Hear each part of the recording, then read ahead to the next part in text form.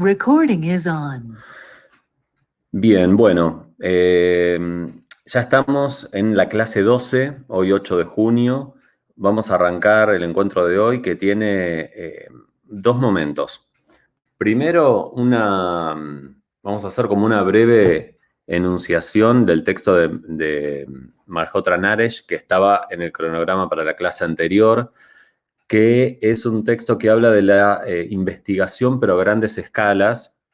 Entonces está bueno para complementar con lo que venimos trabajando, que es más algo individual y cercano a lo que puede ser una investigación más local, ¿no? O más situada. En este caso es una investigación de mercados a nivel internacional. Entonces está bueno ver y dimensionar que muchos de los pasos que uno aplica en una investigación social a escala local, a escala regional, nacional, etcétera, también se puede aplicar a una escala mayor y con una metodología cuantitativa. Entonces, por un lado eso, digamos, vamos a ver algunas ideas como para complementar. Y luego ya nos vamos a abocar a la actividad de las últimas dos clases que van a hacer las ponencias de los informes. Entonces, a partir de la entrega final de hoy, esos informes no solo los voy a leer yo, sino que cada uno de los informes los va a leer, lo van a leer dos personas más de la comisión para luego comentarlos en el coloquio, en las dos últimas clases, en las ponencias. ¿Sí? Es la simulación de un congreso lo que vamos a hacer. Así que bueno, en principio eso les voy a compartir pantalla. Avísenme si se escucha o no, porque está medio rara la conexión, me parece, ¿no? Está como que va y viene en las pantallitas. No sé si soy yo o si a ustedes también les pasa. Yo por ahora te escucho bien. Perfecto. Bueno, de todos modos, si hay algún problema o se deja de escuchar, me avisan. Bien, bueno. El texto de Malhotra Naresh se especifica en la investigación de mercados, ¿sí? Es un texto relativamente clásico en el sentido de que es un enfoque aplicado y si bien se publicó hace ya unos 15 años más o menos, como él es especialista en este tipo de investigaciones, este es un libro enorme de unas 1000 páginas, entonces ahí lo que está presentando este investigador y especialista en metodología es cómo son los procesos de marketing y de investigación de mercados en organizaciones empresariales, no lucrativas y gubernamentales de Estados Unidos y el extranjero, porque el libro está situado allí. Y también tiene gran experiencia en procedimientos estadísticos, análisis de datos. Digo, es un libro que, fíjense en la tapa, es la quinta edición, esta versión de este capítulo, con lo cual, digo, es un libro que se viene publicando hace tiempo y siempre se renueva, pero es en rigor un libro de referencia para pensar las investigaciones de mercado, ¿no? Entonces, algunas ideas centrales. Bueno, la investigación de mercados es la identificación, recopilación, análisis, difusión y uso sistemático y objetivo de una información con el propósito de mejorar la toma de decisiones relacionadas a la identificación y solución de problemas y oportunidades de marketing. Es decir, es una investigación muy orientada donde están todos estos pasos en relación a cierta información y el propósito siempre es la mejora en un aspecto de una empresa para tomar decisiones de marketing. Es decir, no se realiza una investigación de mercados porque sí, sino que detrás siempre hay un objetivo a perseguir. Así como nosotros también tenemos un objetivo en una investigación que comenzamos y como vimos diversos ejemplos en el cuatrimestre, bueno, en una investigación de mercados se apunta a un objetivo central en un área, ¿no? En general asociado al área de marketing y la toma de decisión de una empresa. Las organizaciones realizan la investigación de mercados por dos motivos. Por un lado, identificar algunos problemas y por otro, resolverlos, y en general vinculados al marketing. Entonces, podemos ver en el texto este cuadrito, por ejemplo, donde se especifica la investigación de mercados como la identificación de un problema, por ejemplo, no sé, tenemos problemas con la imagen de la marca o un análisis de ventas o tendencias comerciales, bueno, todo muy orientado, digamos, a la empresa, ¿no? Y la investigación para la solución del problema sería pensar algunos elementos que pueden ayudar a corregir ese problema. Por ejemplo, la investigación de un producto, la asignación de precios, promoción, distribución, etc. Entonces hay una serie de pasos que se identifican en una investigación de mercados. El primero es la definición del problema, es decir, quien investiga se debe considerar eh, como parte de este propósito de estudio. Hay información de antecedentes, es decir, uno tiene determinada información que le permite tomar las primeras decisiones, ¿no? Y esto obviamente en una empresa o en un equipo de investigación implica hablar con quienes van a tomar las decisiones. Uno se puede entrevistar con expertos sobre el área, analizar datos secundarios, realizar quizás una investigación cualitativa para ver qué se piensa en determinado grupo. Acá me viene la idea de focus group o la idea de la cámara Gesell, que en algún momento lo hablamos. Digo, hay toda una investigación en primera parte que tiene que ver con eso. Bueno, ¿cuál es el problema? ¿Qué otras voces o fuentes me pueden aportar ese problema? El segundo paso es el desarrollo del enfoque. Es decir, esto incluye la formulación de un marco de referencia que en general tiene algunas ideas teóricas o modelos analíticos, ¿no? Y las diferentes preguntas de investigación. Por supuesto, esto también está guiado por conversaciones. Uno no puede estudiar algo en una empresa por fuera de quienes luego van a tomar las decisiones en ese sentido. Entonces, la investigación de mercados también tiene consideraciones más pragmáticas en ese sentido, ¿no? El paso 3 es formular el diseño de investigación en 8 pasos. Es como muy esquemático esto, pero van a ver que se asimila en muchos puntos a lo que uno viene pensando en el acercamiento a campo. Primero hay una definición de la información necesaria, análisis de datos secundarios, hay una investigación cualitativa.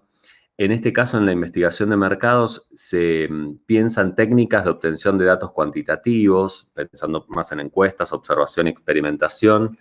Y por supuesto, en medición, diseño de cuestionarios, proceso de muestreo y luego el análisis de los datos. Una vez que uno piensa esa estructura, va a campo, es decir, se realiza el paso 4, ¿no? Que es donde se recopilan las informaciones y construcción de datos. Esto implica contar en los casos de investigación de mercados con un equipo, definitivamente, ¿no? Digo, no es algo que uno realice individualmente. Entonces hay un equipo de personas que opera en ese sentido, ya sea en encuestas personales en lugares o telefónicas o por correo. Digo, hay todo un sistema detrás de un montón de gente involucrada, ¿no? Entonces hay una selección, capacitación, supervisión y evaluación que están adecuadas a esta recopilación de datos. El paso 5 es la preparación y análisis de esos datos, es decir, se revisa, codifica, transcribe y verifica. Este es un sistema que se hace después de la recopilación de datos.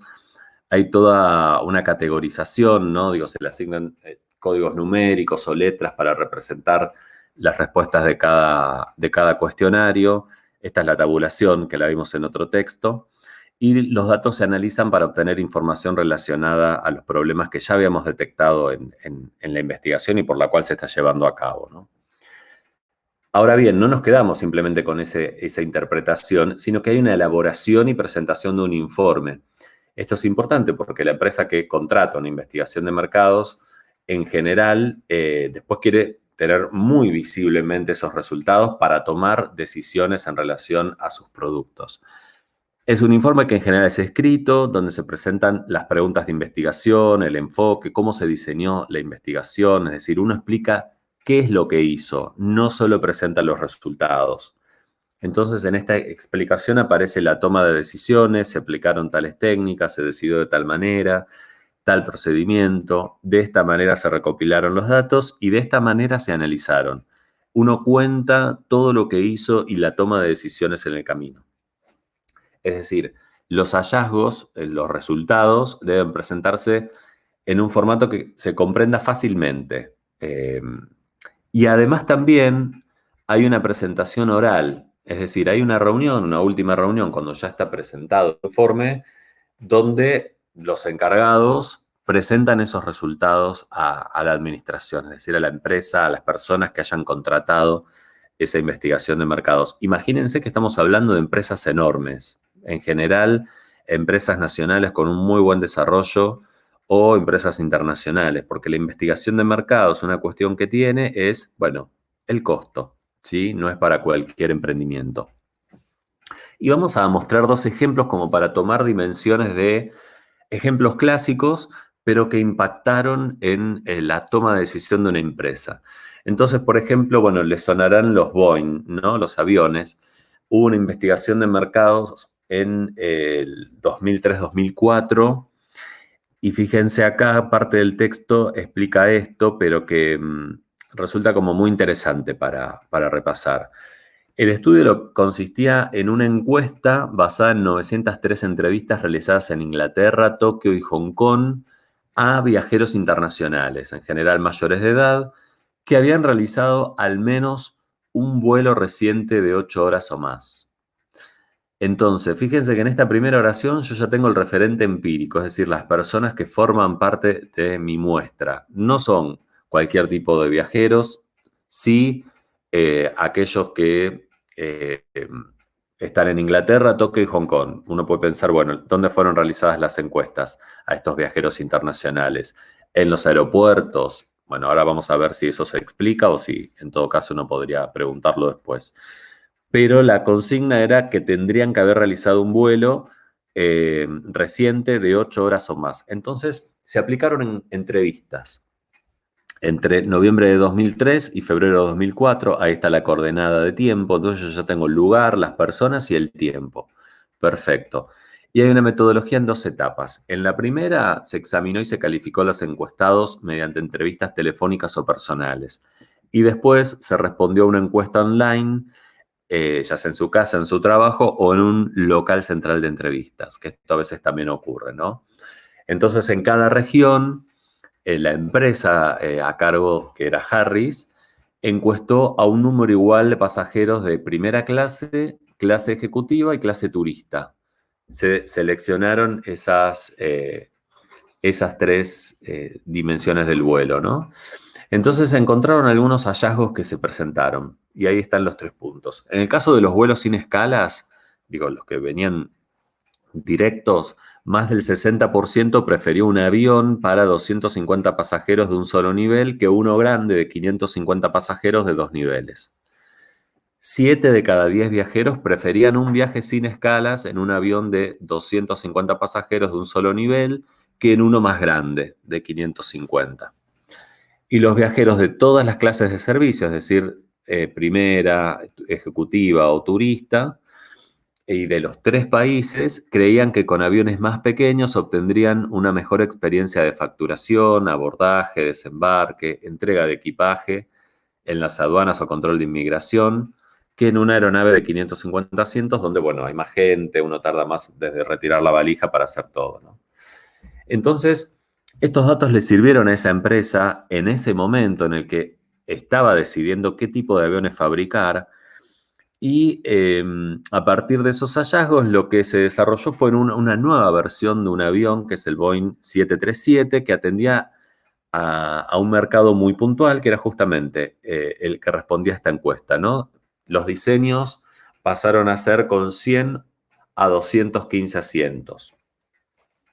Entonces, fíjense cómo a partir de este acercamiento a campo que formaba parte de una investigación de mercado, una empresa puede tomar una decisión que puede representar un gran desafío, porque digo, por ahí esto, si no se acercaba a los clientes habituales y no se preguntaba, quizás la empresa seguía desarrollando el mismo tipo de aviones y posteriormente otra empresa hacía lo contrario y tenía una mejora, digamos, en su producción. Acá, bueno, se detectó esto y por eso se tomó la decisión de fabricar este tipo de aviones. Bueno, y otro caso característico que resalta el autor es el caso de Starbucks en Japón. Que esto no sé si lo conocen, en algún momento se ha mencionado, ¿no? Digo, Starbucks es una empresa multinacional que está en gran parte de los países del mundo, bueno, acá en Argentina también, pero en el momento de desembarcar en Japón, eh, había algunos problemas, ¿no? Y acá esta parte del capítulo lo presenta. Eh, lo que quería hacer Starbucks era vender, digamos, sus cafeterías que venden las tazas de café a precios elevados y,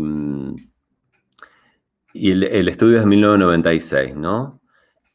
Bueno, acá desarrolla esta idea de la empresa conjunta estadounidense y nipona, esto es en Japón, que logró mucho éxito gracias al diseño de la tienda y de estrategias continuas de marketing que le han permitido crear una atmósfera elegante que resulta atractiva para la japonesa moderna y distinguida. Y acá está el caso que queremos presentar. Lo que ocurría en Japón es que, bueno, la gente estaba acostumbrada a ir a un lugar a tomar de determinada manera el café, ¿no? Entonces se realizó un análisis sobre la conducta de los consumidores y qué preferían. La encuesta lo que utilizó fue las instalaciones centrales de Intage, que era la empresa para la aplicación de pruebas. Esto fue en el centro de Tokio. Y en la técnica de encuestas, eh, se estudió que, bueno, había información importante que le permitía entender cuáles eran los segmentos de la clientela a la que estaba dirigida eh, esta empresa, ¿no? Y, y vieron que que la gente estaba dispuesta a pagar un aproximado de 250 yenes, que en ese momento era 2,08 dólares estadounidenses, por un café expreso, y 280 yenes, que sería 2,33 dólares en ese momento, por un café con leche. También la encuesta reveló que los clientes deseaban que el menú tuviera otras cosas, ¿no? Como algunos sándwiches y también ensaladas. En general, lo que esta encuesta determinó para la empresa era que el rango de precios, las diferencias de los precios y la presentación que serían eh, aceptables para estos clientes surgió en este encuentro, en esta encuesta, en esta aproximación a esos potenciales clientes. Ahora uno puede inducir, bueno, no es que Starbucks fue e instaló sus oficinas, sino que hizo toda esta investigación previa, ¿no? Entonces, es una investigación de mercados antes inclusive de desembarcar en ese mercado, es decir, antes de tomar una decisión. Muy posiblemente, si hubiese sido otro el resultado del estudio, por ahí la empresa decía, bueno, ni siquiera voy a Japón, o no me conviene, o la gente no necesita este producto. Por supuesto que siempre se piensa la manera en la que lo necesite, ¿no? Que ese es otro tema. Pero digo, primero fíjense cómo se hizo un registro de una cultura que podríamos pensar diferente en un montón de consumos culturales y la manera en la que se tomaba el café, desde consensuar un precio hasta ver qué interesaría que se instale. Y con estos dos ejemplos lo que estamos viendo es que la investigación de mercados tiene pasos eh, bastante similares a lo que es cualquier tipo de investigación, solo que es a una escala mayor, ¿no? Entonces, ahí uno puede identificar que los casos que tomamos fueron para empresas grandes, multinacionales, y que en general implicaban una toma de decisión antes incluso de una gran inversión. Por eso el gran costo que representaba. Y yo les decía, ahora ya sin el texto en pantalla, que en general el estudio de mercados parecería que es para cualquiera, pero por cómo está presentado y por las características que tiene, no es para cualquiera en el sentido de que representa una gran toma de decisión, una investigación de mercados y una inversión, porque hay equipos especializados que investigan eso. En general no lo hace una sola persona, ¿no? Entonces representa un desafío. Pero está bueno tenerlo en cuenta porque es una de las maneras de pensar también la investigación, ¿no? Esto que decíamos de que la investigación va por diferentes lugares y no solo está sujeta a investigaciones pequeñas, sino que puede impactar en estudios del Estado o incluso en estudios de empresas privadas como la que las que acabamos de ver, ¿no? Digo, casos paradigmáticos como el de Starbucks, que representó una dificultad en Japón en 2005, pero que finalmente se instaló con determinadas características diferentes a las que podemos encontrar en cualquier otro país del mundo o incluso en Argentina. Donde, entonces es una pregunta subjetiva, pero digo, donde mucha gente va por una cuestión de consumo, por la marca en sí, por su merchandising, por su esconde queso, y no sé si tanto por su café.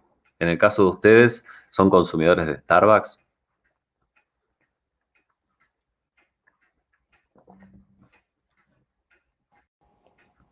Sí, o pero prefieren otras cafeterías?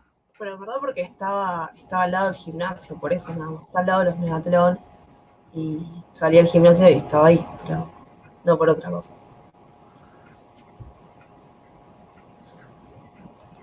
Bien, bueno, seguramente también está pensado el lugar, ¿no? Donde se instala. Digo, no es casual. ¿Ahora se fue o sigue? ¿Se fue o sigue? Me parece que se fue, ¿no? ¿O sigue?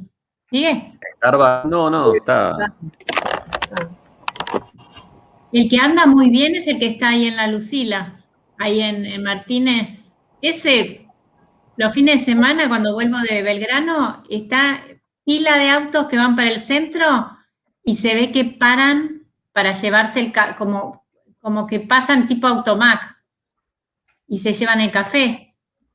Pero hacen cola, literal. Bueno, es que justamente todas esas cosas están como súper estudiadas, ya desde el consumo propio de uno de, digo, ya la pandemia también nos cambió en ese sentido, ¿no? El delivery, el retirar, o sea, hay un montón de cosas que se fueron naturalizando, pero estas empresas lo que piensan es también muchísimo en la imagen, el merchandising, más que el producto en sí. Era un chiste lo que les preguntaba acerca de si les gustaba o no ese café, porque con amigos tengo como mucha discusión acerca de que a mí no me gusta, pero a veces termino yendo igual o uno termina comprando igual el café, pero por lo que va a comer y no por el café en sí, ¿no? Y empezó con el concepto de cafetería. Pero después hay como un montón de otras cosas, ¿no? El diseño, por ejemplo, de las tazas o esta posibilidad de la taza reutilizable. Entonces vos ya salís de tu casa con la taza para pasar por Starbucks. Digo, hay todo como un dispositivo creado para seguir consumiendo, ¿no? Y eso seguramente fue estudiado en un tipo de investigación como la que vimos. O sea, son decisiones que se toman con mucha investigación detrás, ¿no? Por eso tienen también tal efecto. En general hay estudios previos de consumidores que dicen que les gustaría antes de tomar decisiones en invertir en cosas nuevas. Por eso siempre suele salir tan bien, ¿no? Aunque a veces hay algunas investigaciones de mercado que aconsejan directamente no lanzar un producto nuevo. Eso también ocurre.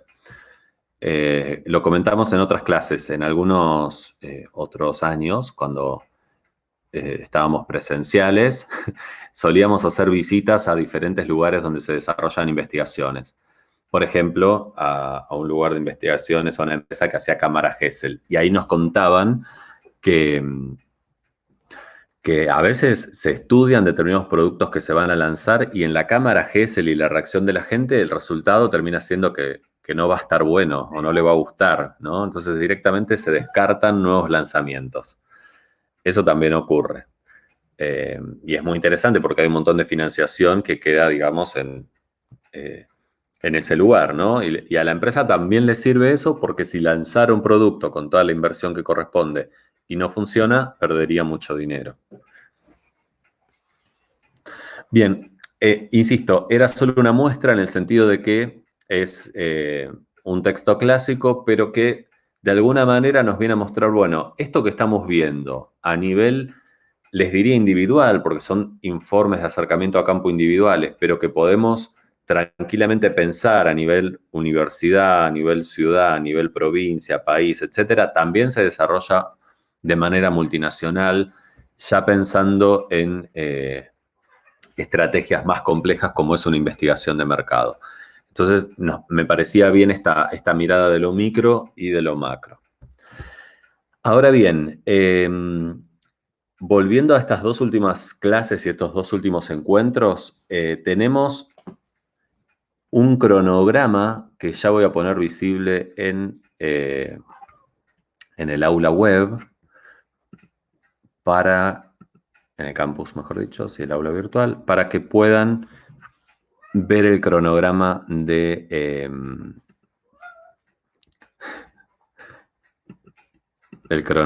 fechas. Entonces ahí si lo visualizan, si no lo comparto pantalla y lo muestro, para que no... Ahí lo muestro. Bien. Acá van a ver, entonces, en este cronograma que está el martes que viene y el martes 15. En cada uno de esos martes, en cada uno de esos encuentros, vamos a tener 9 ponentes. Perdón, Marcos, hoy es martes 8. Ah, perdón, entonces está mal esto.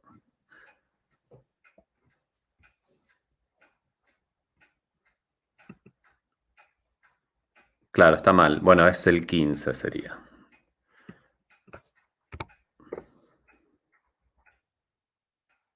Bueno, ahora después lo corrijo.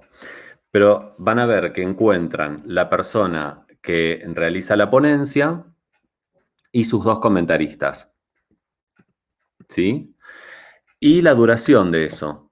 Entonces, acá tenemos la cantidad de minutos que la persona que expone su trabajo tiene para exponer, que son 8 minutos, y la cantidad de minutos para cada comentario, que son 2. Entonces uno tiene que pensar de esos 2 trabajos que va a leer, de esos 2 trabajos que va a leer y de la presentación que la persona va a hacer en un PPT, comentando en 8 minutos qué hizo, cómo lo hizo, ¿no? Mostrando sus resultados, qué cosas aprecia de eso y qué cosas le llamaron la atención. En general los comentarios siempre son al estilo de lo que venimos viendo y por eso fueron visualizados la clase pasada, ¿no? Uno puede hacer una apreciación de me interesó más esto, acá tuve alguna duda o me gustó cómo presentó estos resultados. Digo, es algo que siempre tiende a valorizar algunas cuestiones y también a generar algunas preguntas. Entonces, está bueno tener estas 2 cuestiones. Por un lado, poner en valor y por otro, pensar algunas preguntas. Entonces, van a ver que arranca, por ejemplo, Fermín y los comentaristas son Juana y Caru. Después va a la ponencia de Alejandra y comentan Josefina y Damián. Acá lo que va a suceder es que, por un lado es poco tiempo, parece poco tiempo, 8 minutos, pero también puede ser un montón de tiempo si uno no prepara qué decir. Entonces, en general, lo que se suele hacer en las presentaciones en congresos es planear bien qué voy a decir y ver qué voy a mostrar en pantalla en esos 8 minutos mientras hablo, ver qué elijo contar, qué no elijo contar, aunque esté en el informe escrito, ¿sí? Hay una separación de esa información y, bueno, un diseño de qué quiero contar. Eso es importante tenerlo en cuenta. En general se suele hasta practicar una exposición para ver qué decir en 8 minutos, porque muchas veces sucede que uno empieza a comentar algo y llegan los 8 minutos y por ahí va por la mitad de lo que quería decir. Bueno, puede suceder, pero si uno lo practica antes, tiene un indicio distinto de qué es lo que puede pasar. ¿Dudas sobre este cronograma? ¿Preguntas? En el orden. Marcos, sí o sí hay que presentar algo visual, tipo algo más que hablar. Un power o algo. En general se presenta algo. Uno puede pensar qué presentar, si presentar imágenes, si presentar un PPT así con algunas frases. No necesariamente tiene que ser tan fiel al informe a veces, ¿no? El informe está para leerlo. Ahora, en la presentación uno puede ser creativo y mostrar algo más visual, hasta inclusive en algún caso, no sé, si quiere pasar un video, pero todo tiene que ser acorde a esos 8 minutos. Por ejemplo, si uno piensa pasar un video y dura 5, y mucho en 3 minutos no voy a poder desarrollar, entonces no sé si conviene en este caso. Entonces hay que pensar estratégicamente qué puedo mostrar en 8 minutos, qué puedo decir que sea lo más fiel a ese informe, aunque puede tener otros contenidos o algo que no haya agregado al informe. Es muy libre en ese sentido, ¿sí? Un detalle importante para... Perdón, interrumpí a alguien. No, te dije gracias. Ah, ok. Pensé que era otra pregunta. No, un detalle importante para que vean cómo se organizó este cronograma es que en general todos ustedes van a exponer su tema y a comentar otros 2. Lo que va a ocurrir ahora cuando terminemos este encuentro y yo ya teniendo las entregas finales es enviar a cada uno de ustedes un mail donde les diga estos 2 trabajos son los que vas a comentar en los próximos 2 encuentros finales. Entonces esa es la manera de ya saber a quién uno va a comentar más allá de este cronograma y de tener los materiales. Bueno, intenté ser súper diverso con las combinaciones, por supuesto. Nada, esto es un poco azar también, pero acá tienen el cronograma. Ahora le voy a corregir bien la fecha para que lo tengan presente. ¿Dudas, preguntas sobre esto? Los comentarios, o sea, son más como de opinión. Capaz lo dijiste y no te escuché, perdón. Pero los comentarios que hacemos son como de opinión o... Sí, sí. De opinión, pero que valorice algo del trabajo, de la exposición y del contenido. No una opinión al estilo de, me encantó lo que dijo. Bueno, ¿qué? ¿No? Digo, de repente uno puede decir, me gustó mucho lo que había leído, ahora con lo que vi encontré otros elementos, o quiero destacar cómo realizó la entrevista por tal cuestión, o me parece muy interesante lo que eligió para investigar sobre, no sé, no pongo casos porque no estoy hablando sobre un caso en particular, pero es como distinguir algo en particular del trabajo, valorizar algo, ya sea desde la escritura en un informe o la exposición oral, o si fue claro, preciso, si hubo no sé, un buen análisis o que presenta una hipótesis nueva sobre ese tema. Eso también es un ejercicio, valorar el trabajo de otra persona en un tema que uno no está investigando. Entonces, como ocurre en las instancias de congresos, es lo que vamos a practicar en estas 2 últimas clases. Perfecto, gracias. Bien, bueno, no sé si hay dudas o preguntas, pero la idea de hoy es resolver esto para que ya quede organizada la presentación, porque van a ver que las 2 últimas clases yo prácticamente no voy a hablar, en el sentido que voy a moderar lo que ocurre, ¿no? Vamos a arrancar, bueno, primero tenemos a Fermín, que le tocó primero, pobre, no sé si está por ahí, pero siempre a alguien le toca primero. Creo que sí está. Y bueno, arrancará Fermín con sus 8 minutos y al toque terminará Fermín. Gracias, Fermín. Juana, tu primer comentario. Comentará Juana 2 minutos. Caru 2 minutos. Bueno, perfecto. Pasamos a Alejandra. Y así, la dinámica de un congreso, ¿no? Donde va todo sucediendo y se finaliza. Así que bueno, es una buena oportunidad también para ver cómo aparece la escritura en otros trabajos, leer otros compañeros, eso siempre es interesante. Y forma parte también de los equipos de investigación. Por eso esta instancia es también representativa de lo que pasa en los equipos, que uno se termina leyendo un montón con sus compañeros porque cada vez que alguien investiga algo o está por presentar un paper o algo en un congreso, siempre pide la lectura de sus pares, ¿no? Entonces uno lo lee y dice, está buenísimo, mira, si querés a esto dale más profundidad porque resulta re interesante, no sé, me parece. Entonces algo de esto va a aparecer acá. Bien, bueno, si no hay dudas, hoy llegamos hasta acá y ya empiezan a producir, digamos, su presentación de 8 minutos. Así que si hay dudas, aprovechan y las canalizamos ahora. Marco, yo no te envié todavía la corrección, o sea, lo que tendríamos que haber hecho para hoy. ¿Te lo puedo enviar hoy más tarde? Porque no llegué a hacerlo. Tenía que... las preguntas que tenía en el trabajo tenía que hacer todo un solo texto y no lo hice, porque no llegué. Se me cortó, pero te entendí.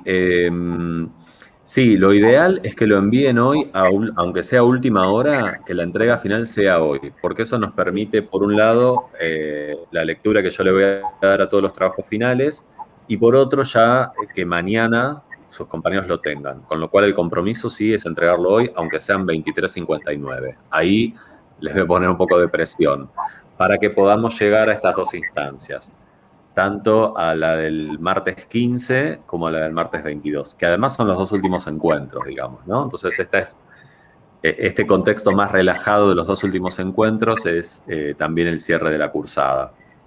Pero para quienes todavía no lo subieron al aula virtual, bueno, lo pueden subir en el transcurso del día a su trabajo final.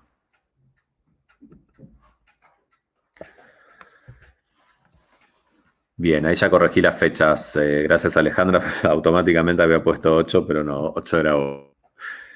Bien, bueno. Quedamos acá. Cualquier duda a disposición, me escriben en el aula, un mail aparte, está todo bien. Y espero entonces los trabajos finales que faltan, así ya entramos en esta recta final. Bueno, les mando un abrazo. Buena semana. Chao, gracias. Gracias, Adiós. Marco.